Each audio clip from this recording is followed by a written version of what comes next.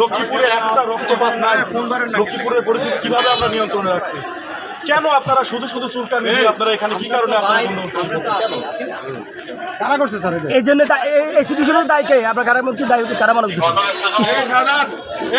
আমার কথা আছে, আপনারা যান যান যান নামাজ যান, খাওয়া দাওয়া করুন, যান।